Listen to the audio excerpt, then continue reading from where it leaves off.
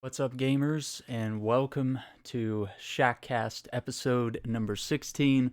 We're talking about video game difficulty settings. It turns out that this last week in the video gaming world, there's been a controversy with a lot of games. Sifu, a recent Pac-Man fighting game, uh, that's sort of a not really a Souls-like. It's more of a roguelike, actually. Has come out, and there's been a larger discussion about the developers who have announced that there's going to be both an easy mode and a hard mode being added to the game. But people were sort of already complaining about just the general difficulty that comes with the game. Just the game not having the option for difficulty modes at all and still being a challenging experience that's rather grindy. You have to play the same thing over and over, do the same fights until you eventually find a way to win. You exploit weaknesses, or you punish enemies at certain points, or you figure out how to deflect, block, and dodge certain attacks. In a lot of games, as the Souls games and Sekiro and Bloodborne and such, all sort of have this sort of learn from your failures punishing type gameplay. As we discussed in our previous episode, I believe that was Shackcast episode 11, that was accessibility in gaming that we talked about there. So I would tell you, definitely a good companion episode to go with this is to definitely go back and watch episode 11, which I believe was our accessibility episode. Because we'll touch on a little bit of accessibility stuff here inevitably, because accessibility and difficulty often go hand in hand at times, but I'm going to try to avoid trampling over some of the same subject matter here. I don't want to necessarily just re-preach the same story that I already have. So, what do we understand as video game difficulty? We have to think about it as it's the amount of challenge that's presented to the player relative to their skill level. So if you pick easy, the game will try to challenge you as an easy player. A game without challenge is not fun, right? But that doesn't mean that a game has to be hard or like super, super hard for it to be fun. There are some genres of games that I really enjoy playing on easy. There's other genres that I get more fulfillment playing on hard. If I'm playing a 2D fighting game, not my skill set here, but if I'm playing Injustice or Street Fighter or something, I want that on easy because it's going to challenge my skills, which are very low. Okay? And my reflexes, not so good when it comes to fighting games. Shooters, I might be more in the middle, more prone to choose normal or hard. Horror games, depending on how punishing they might be, you might get less health kits, less ink ribbons to save with, as in the Resident Evil series.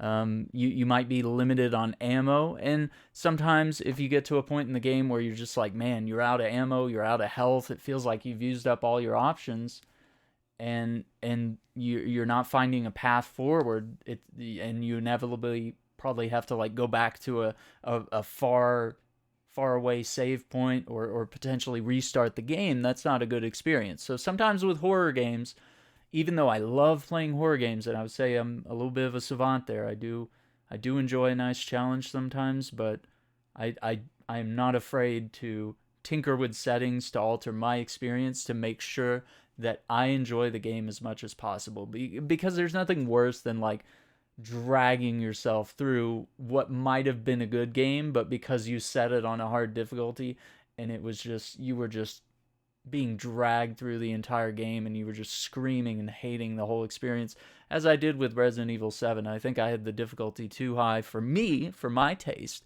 and so the experience was like nothing would die, all the enemies had so much health, I had very little ammo, very little health, and it made the game scary, and it gave me the inventory management sort of fear, but at the same time, it literally became one of my most hated games ever. And I recognize that it's kind of a good game. It's just my experience with it was less than ideal, which means from my end, I see it as a horrible game, right? So those are some ways to look at difficulty, right? And a couple of just like personal experiences on my end. Um, but you might also say it's also in the way that the game communicates what you're supposed to be doing in the game and how to do it. So some games might have a tutorial at the beginning where they show you controls and basic mechanics. They'll teach you how to jump and how to run and dodge and how to aim, how to shoot. What depending on what type of game it is, and they'll sort of tailor sort of a training experience relative to your skill level. And you'll probably be able to pick a difficulty either before you start playing or sometimes after the tutorial. It might prompt you to say, hey, was this experience too easy? You want to crank it up a little bit? Then there you go. And a lot of games may offer the ability, as you're selecting a new mission on the map or something, you might be able to tailor the difficulty there. Sometimes you have to start a new game. Sometimes you can just go back to the main menu and change it. Sometimes that may enable or disable achievements based on which way you're changing the difficulty, and if you're doing it mid playthrough, it kind of jeopardizes that. So it's often good to know your difficulty before you queue up a game. As far as what developers can do on their end when we're talking about difficulty settings in a video game, there's a lot of parameters, right? You can go with things like we talked about: enemy health, how much damage they deal, how many enemies are in the game, whether they're all attacking you at the same time, how much damage you do as the player, the frequency of items like healing, health kits. Ink ribbons in Resident Evil allow you to save the game. So if there's less of those and you're less able to save the game on a regular basis, that can make the game difficult. But it can also, from an accessibility standpoint, it can make it so inaccessible that people with jobs and lives and stuff won't be able to put the game down and save the game, turn off their video game and go to work or be there for their kids or whatever it is. And we learned that with Returnal, and Returnal had to add that in because, we just said, hey, we've got lives and we can't play your game if you don't give us a way to save. We understand that you have this roguelike mechanic, and we're not critiquing the roguelike mechanic that you have in this game. It's a fine addition to the game. We're not asking necessarily for an easy mode here, although that's perfectly fine to ask for. It's perfectly fine to have different difficulties, but we were asking for something that was sort of accessibility related, because older people with jobs that can't sit down for 3 to 6 hours or more to do a run on Returnal and then either die or beat the game before they save and turn off the console. It's a nightmare. Some other things, certain game mechanics could be tweaked, added, or removed. You could increase or decrease the reaction windows to perform parries, counterattacks, blocks, dodges, and stuff. So, in our accessibility episode, one of the key topics that I discussed was how the Soulsborne, Sekiro, Bloodborne, Dark Souls, how these games could still maintain their essence, the beautiful world, the story, the combat, in essence, some of the difficulty, but still have accessibility settings and difficulty options to the player. So you might go back and refer to those later. But the way the Souls games work as of now is that you don't select your difficulty. The game is a certain difficulty by default. It starts off easier and gets harder as you get through the game. And then once you unlock New Game Plus, and you go to like New Game Plus 2, New Game Plus 3, you keep beating the game multiple times, the enemy's health just keeps going up, and their damage goes up, and of course the amount of souls that they drop changes. And then of course in games like Sekiro, there's certain items that can even increase the difficulty further from there. But there's not much in ways of if you're not understanding a reaction window where a boss swings at you and you don't realize, oh, that's a high attack, so if I duck, I can dodge under that attack if I press the button quick enough. But if you don't know what that attack looks like, if you don't understand the tell, if there's something either mentally or physically that you're not making that connection, either you're just sort of button mashing and you don't really understand the mechanics, or you're just unable to perceive that attack that quickly, or your eye-hand coordination is not quite as good. Maybe you can perceive that the attack is coming, but you can't push the required button or figure out which button is the button to press. You might jump when you needed to dodge or duck or something, okay? So if that makes sense, this is why you need accessibility settings. This is why you need difficulty settings in most all games.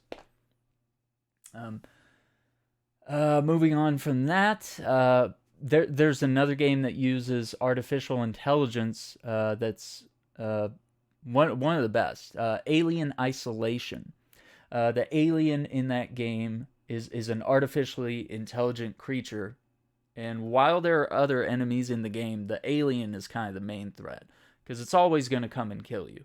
And it could pop out of a vent at any point. It could be in the next room. You could hear it walking down the corridor or something. You could hear it coming out of a vent or something. Or sometimes it might be crawling right behind you when you're in one of the vents. So it was basically hunting you throughout the entire game. And while the game did have difficulty settings, the AI adapted to how you played. So if you spent too much time just hiding in a vent, the alien would just be like, no, I'm going to come after you. Like, you're spending too much time cowering there. I'm going to have to push you out of that. The game challenged you to always be changing your habits. So you could hide in a locker and be virtually safe. But it might be the second that you open that locker door and you think it's safe that the alien secretly knows you're there and comes running up, or maybe it just so happens to pop down out of the vent in the room. So the game utilizes players' behavior to tailor the alien's behavior to how you play. And so that allows you to always be on edge, always be feeling tense, but it does it to where it's not super reliable on jump scares, to where the game is not very predictable, and you never get too comfortable. Another game I would talk about is the Mr. Freeze fight in Batman Arkham City. Mr. Freeze is once again another character, a boss in this case, that is controlled by artificial intelligence, and he adapts to how Batman chooses to fight him. So if you sneak up behind him and you try to choke him and get a takedown, okay, you'll do some damage to his health, but then he'll kind of like knock you back and throw you away. And then he'll damage one of his tanks and it'll spray some ice out the back. So now you can't sneak up behind Mr. Freeze and do the same move again. Okay? So let's say you try something else. Maybe you drop down from above from one of the gargoyles that are hanging on the walls way up high in the rafters, and you glide down and kick him in the face or something. Okay, well, what does he do in response to that? He takes his freeze gun, he freezes all the gargoyles in the room, so you can no longer use your grapple hook to get up there and traverse those. So he had a multitude of these various things that would happen throughout the experience of this boss fight. And I don't want to give them all away, but those are like kind of the basic ones that like everybody knows and everyone tries it.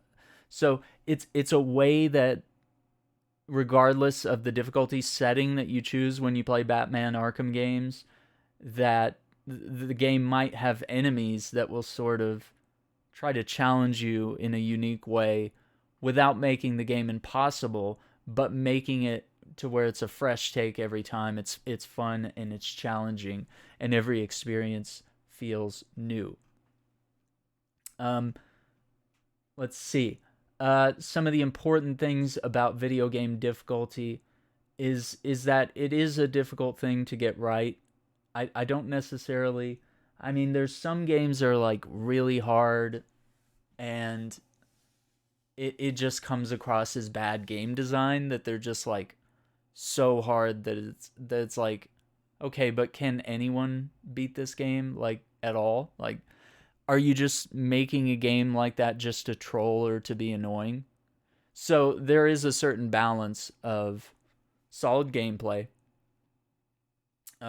challenge at whatever level it is, whether it's challenging for an easy player, challenging for medium players, or challenging for people that are highly skilled playing on hard mode, right?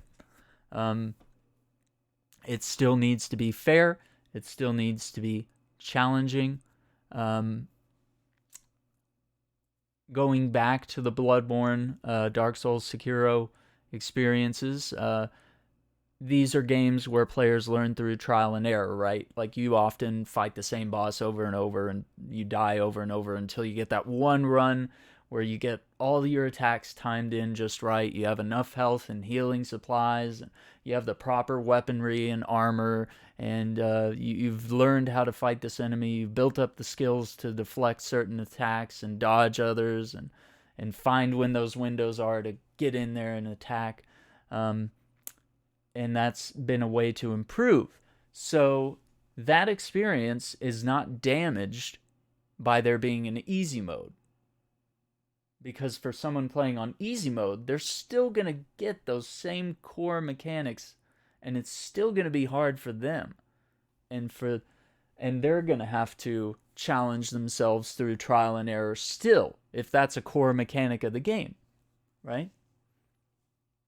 And so, because players might be less skilled or have less time to commit, as we kind of said with the Returnal example, the difficulty can be overwhelming, and could result in fans just choosing not to play a certain game. So if Dark Souls games, for example, were more accessible, more people might play them. How does that damage the experience of a professional Dark Souls player to have more players playing?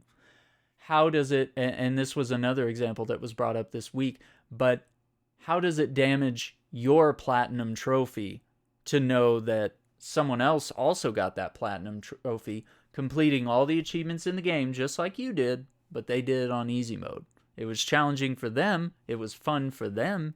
They did all the same things you did at their skill level. So some people see easy mode as a cheap option that takes away from the reward of completing a challenging game, but it doesn't strip the game from its challenge. And a lot of people say that an easy mode would go against the core identity of Dark Souls. I gotta disagree on that one.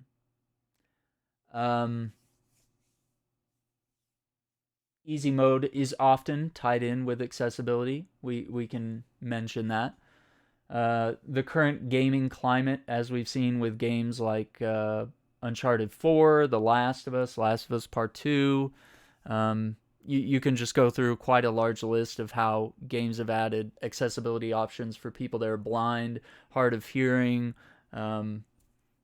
might have challenges with their hands. You have the Xbox Adaptive Controller, which allows people to sort of connect any sort of input. People can play games using their mouth.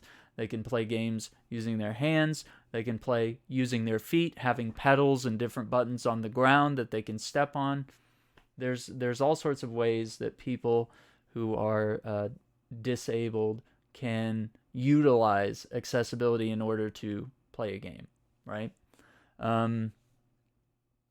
So the current gaming climate, as opposed to where we were maybe 10, 20 years ago, has really changed.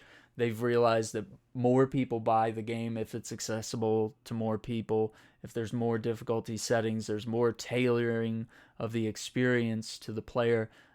Especially, there's also the other thing with vision. There might be players that are colorblind, can't see certain colors. That can give them a disadvantage in a certain game when they're assessing a threat or an attack or something. They might not notice some of the bright colors that may try to warn you on screen of, like, hey, an enemy is shooting you from over here.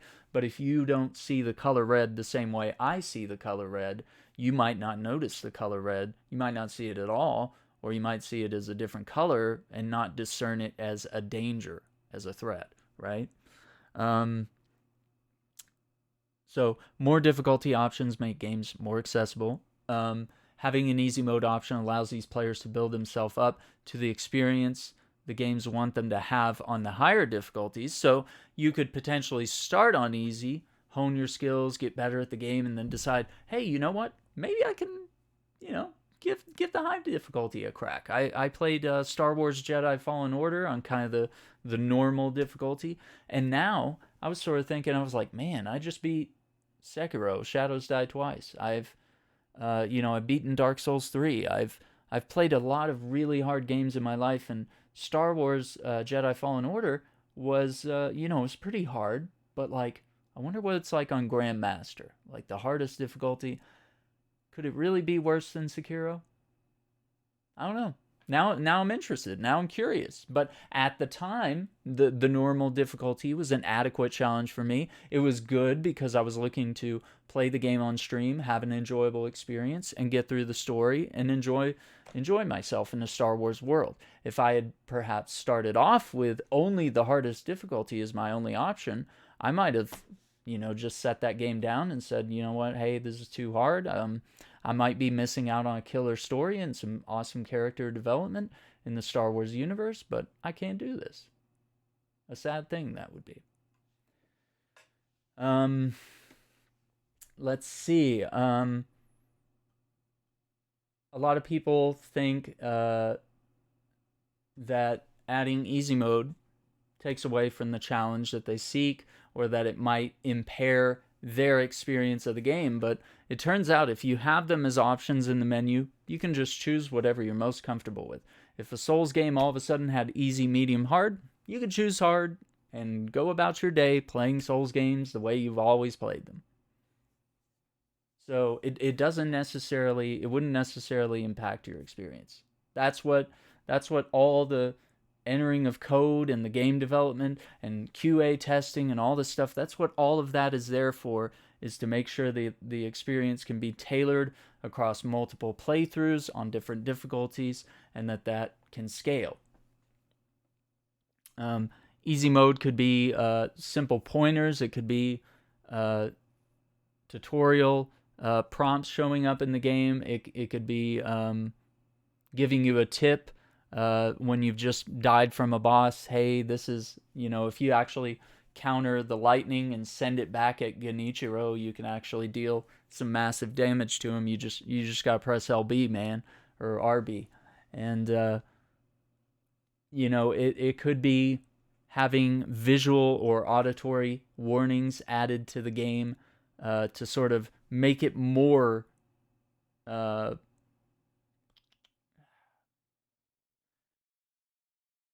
I want to say it's like adding audio and visual events that would sort of make it more obvious that the attack that is about to hit you, it's nice to have that data of knowing, oh, when I see this color, that means I push this button, right? When you see the lightning bolts above someone's head in the Arkham games, that means you press Y or triangle to counter that move, and then you can attack afterward. If you see like the red lightning bolts above someone's head, that means you need to press B or circle, which happens to be the color of those buttons, and then you dodge, or you roll away, or whatever it may be, right? So it can be little things like that. But when you take those away, that's when you get sort of hard mode in the Arkham games, right? There's no warnings. You just have to sort of look at how the enemy is attacking you and assess, okay, this guy's throwing a punch. Or like, oh no, this guy's charging at me and he's going to grab me, so I need to dodge roll out of that. So there's a way to have these sort of prompts to sort of curb the difficulty and to allow players to still feel and experience the learning curve of fighting against enemies that have semi-unpredictable attacks. I don't know if I have any other examples.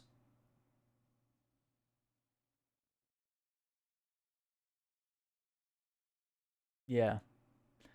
So, despite claims that easy modes can ruin the experience, the ability to uh, enjoy these games at your own pace, the accessibility it provides for all gamers, um, this makes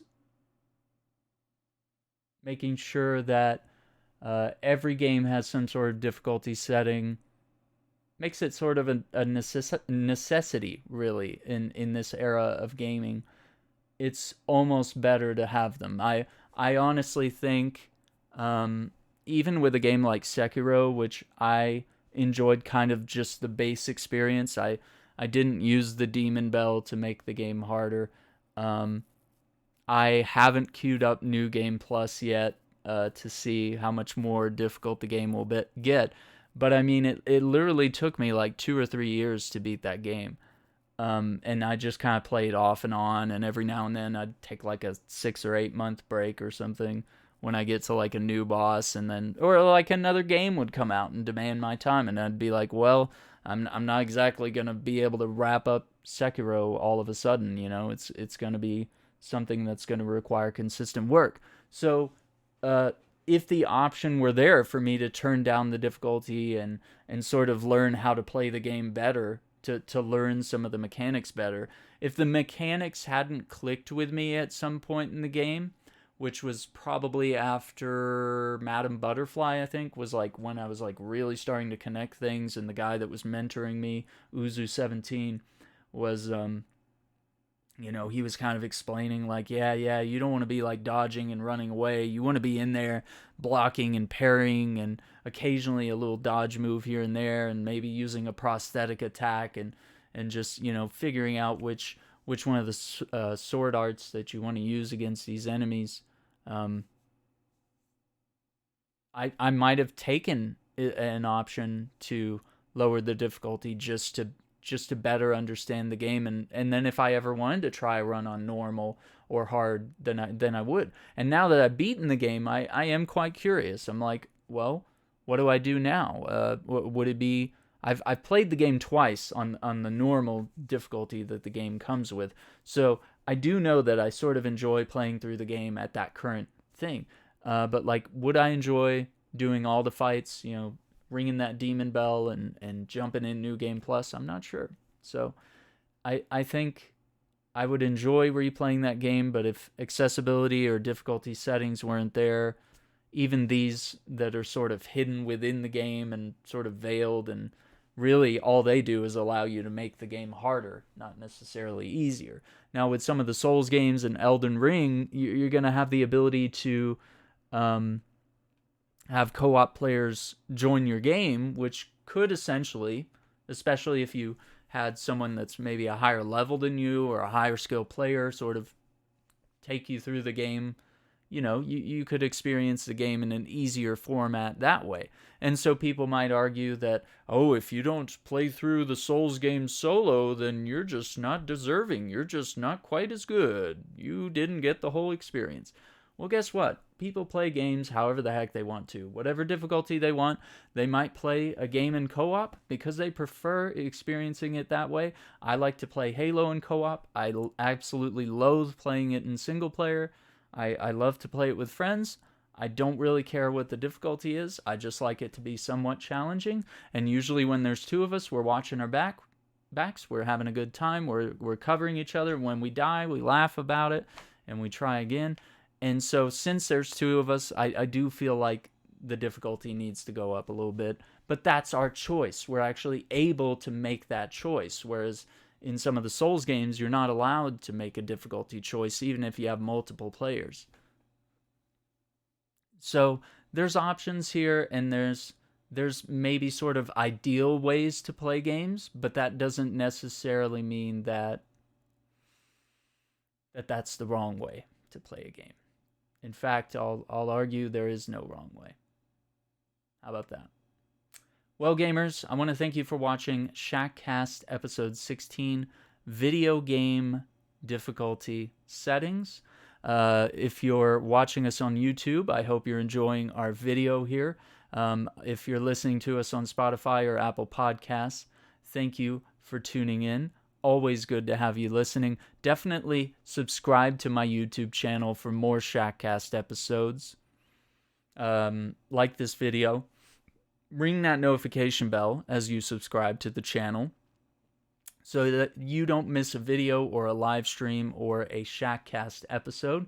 We're putting these out every week, and I have to announce that we are going to do a new series here of interviews. I'm going to be interviewing several friends, colleagues that are streamers and gamers. This is going to be called a series that is going to be called Women in Gaming. So we're very specifically going to be talking to women that are gamers and often streamers and content creators of various sorts. We're going to talk to them about their experiences in the gaming world, whether things are in a good place or a bad place, whether things are getting better or worse. We're going to have the chance to sort of promote their material and their content, and I would invite you to check out their content and follow and subscribe to their channels and such. And we'll have a really interesting discussion about gaming between men and women. And I think that's a very important discussion to have. And that's why I want this to be an ongoing interview series where we're going to get multiple women's viewpoints. And then we'll be able to sort of look at, in the grand scheme of multiple interviews, we'll be able to go back and look and say, okay, well, what did we find here that was in common between all these women's experiences? Or what solutions did each of us have? Or what sort of interesting dialogue went back and forth between us that might need to happen on a larger scale for the culture to shift? So stay tuned for that. I'm going to be working very hard on lining up those interviews, recording those episodes, and we'll get them in here as soon as we can. But until next week, I want to thank you for watching, and I want to let you know that Patreon subscribers will actually, the patrons on Patreon will actually get access to Shackcast episodes early.